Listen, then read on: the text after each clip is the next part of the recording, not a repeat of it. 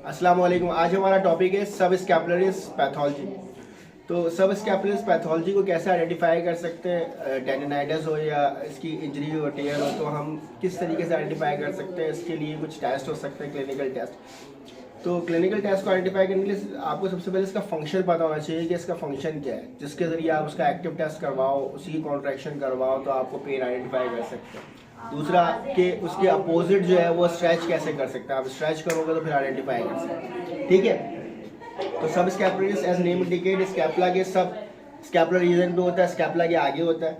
ठीक है। वो इंसर्शन देना कुछ यहाँ से आके और यहाँ पर आके अटैचमेंट दे रहे हैं। ठीक है। जो लेसर डिप्रोसिटी है वहाँ पर, अब जब यहाँ पर अटैच है तो जाहिर सी बात है यहाँ पर अटैच है तो मीडियल रोटेशन करेगा वो स्कैपुला के साथ। ठीक है। मीडियल रोटेशन को परफॉर्म कर रहा है इसका मेन फंक्शन, और दूसरा अडक्शन स्कैपुला की तरफ कॉन्ट्रैक्ट करके अडक्ट करवा रहा है। ठीक है। तो ये सब स्कैपुलरिस का फंक्शन है। अब इसी के लिए अगर हम मीडियल रोटेशन को परफॉर्म करवाएं आइसोमेट्रिकली तो पेनफुल होगा। ठीक है। अगर पैथोलॉजी है उसकी, या फिर वीक होगा तो फिर वो इंजरी हुई भी है या टेयर हुआ हुआ तो वीकनेस मिलेगी। आपको ये कर सकते हैं कि आप उसको इस तरीके से पेट पे हाथ रखवाएं, बैली प्रेस टेस्ट कहते हैं इसको। ठीक है। और पेशेंट को कहेंगे कि रिस्ट और एल्बो अलाइन होनी चाहिए, इसी पोजीशन में आपने बैली को प्रेस करना है। अगर एल्बो पीछे की तरफ चली जाती है, जैसे कि इस तरीके से चली है, तो उसका मतलब है मीडियल रोटेशन इसकी वीक है या फिर पेनफुल है ये पोजीशन करने में, और रिस्ट से वो कर रहा है, फ्लैक्स कर रहा है, अपने हैंड से फ्लैक्स कर रहे हैं, तो वो पॉजिटिव आ सकता है, पेन के साथ कर रहे हैं। तो हम ये कह सकते हैं सब स्कैपुलरिस का टेंडनाइटिस हो सकता है, पेन अगर हो रहा है, और अगर टेयर है तो वीकनेस आएगी, पार्शियल टेयर है तो वीकनेस मिल सकती है आपको। ठीक है। ये हो गया। दूसरा टेस्ट जो इसके साथ हमें करना चाहिए, कभी भी एक टेस्ट से आइडेंटिफाई ना करें, एक से ज़्यादा टेस्ट करने होंगे, क्योंकि सब स्कैपुलरिस जो है वो रेयर इंजरी होती है इसमें। तो हमें जो है ना इसके लिए आइडेंटिफाई करना, दूसरा टेस्ट यूज़ करना बहुत ज़रूरी है। दूसरे टेस्ट के लिए आप यूज कर सकते हैं कि हैंड को बैक पे रखवा लें, कमर पे रखवा लें, और उसको बोलें कि हाथ को पीछे की तरफ मूव करने की कोशिश करें। ठीक है। अगर वो लिफ्ट कर सकता है तो पॉसिबिलिटी ये है कि क्लियर है, उसका जो सब स्कैपुलरिस मसल है उसको कोई इन्वॉल्वमेंट नहीं है, आराम से कर रहे हैं, मीडियल रोटेशन और ज़्यादा की जा रही है। ठीक है। अगर ये नहीं कर पाएगा तो वीक हो सकता है, और अगर पेनफुल हो सकता है तो फिर आइडेंटिफाई करना टेंडनाइटिस से तो पेनफुल हो सकता है। ये इसकी भी बहुत ज़्यादा सेंसिटिव स्पेसिलिटी मिलती है इस टेस्ट की, ये लिफ्ट ऑफ टेस्ट कहलाता है। ठीक है। तो उसके लिए आगे अगर प्रोवोक करना है तो हमें जो है उसको हम लिफ्ट कर सकते हैं, और यहाँ पर बोलते हैं होल्ड करने के लिए उसको रोक के रखो। ठीक है। अगर रोक पाते तो सही है, अगर गिर जाता है तो फिर हम कह सकते हैं कि सब स्कैपुलरिस का टेयर हो सकता है, पॉसिबिलिटी टेयर, इसको भी कह रहे हैं लेग साइन कह सकते हैं, सब स्कैपुलरिस लेग साइन। ठीक है। ये हो गया। जो लास्ट जो टेस्ट करवा आपको बताना चाहूँगा वो बेयर हग टेस्ट कहलाता है। बेयर हग टेस्ट में आप पेशेंट का हाथ रखवाएंगे कुछ इस कॉन्ट्रालैटरल शोल्डर पे। ठीक है। कुछ इस तरीके से कि आपकी फिंगर्स जो है स्ट्रेट होंगे। अब पेशेंट को जो है ना आप इसको होल्ड करके रखें, मैं जो है वो अपोजिट हो तो पीछे हो जाओ, और मुझे पीछे नहीं लेके जाना है। आप मीडियल रोटेशन की भी है तो आप लैटरल रोटेशन को करने की कोशिश करेंगे, और अगर नहीं कर पाते तो सही है, आप क्लियर है, और अगर वीक होगा तो वो आराम से आपको अलाउ करते हुए करने। ठीक है।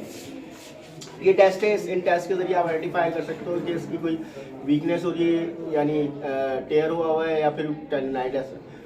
अब जो है वो अगर आप टेस्ट पॉजिटिव मिलता है, पेशेंट बता रहा है एंटीरियर साइड पे पेन है, ठीक है, ये टेस्ट भी पॉजिटिव आ रहा है, तो आप पल्पेट कर सकते हो उसको, टेंडन को आइडेंटिफाई करने की। बैठ जाओ, मैं पीछे से आता हूँ।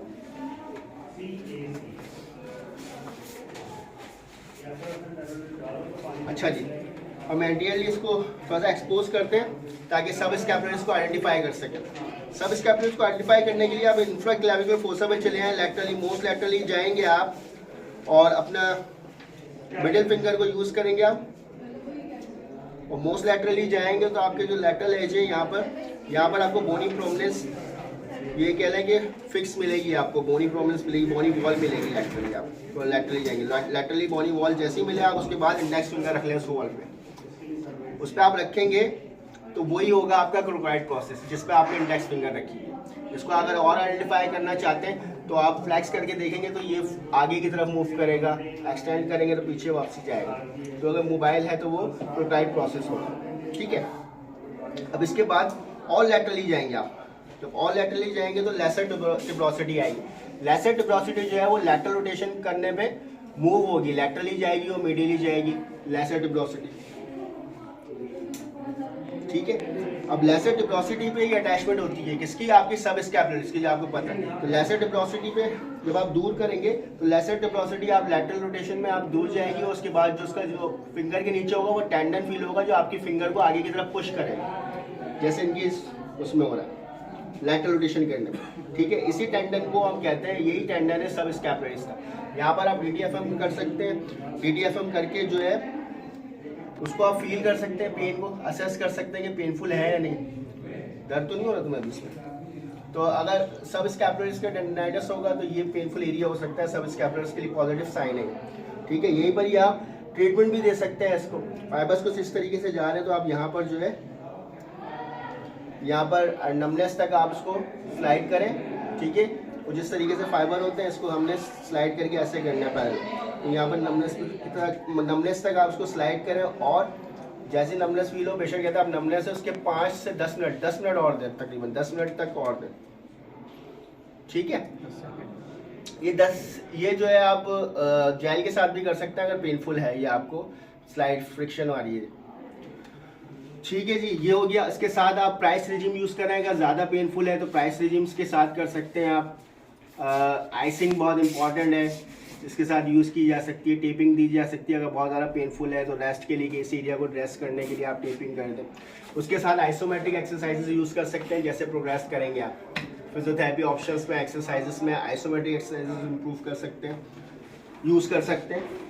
तो isometric exercises initially pain free range में की जाएगी, यानी एंड रेंज से नहीं, आप मिड रेंज से स्टार्ट करें और उठाने के लिए कोशिश उठाओ।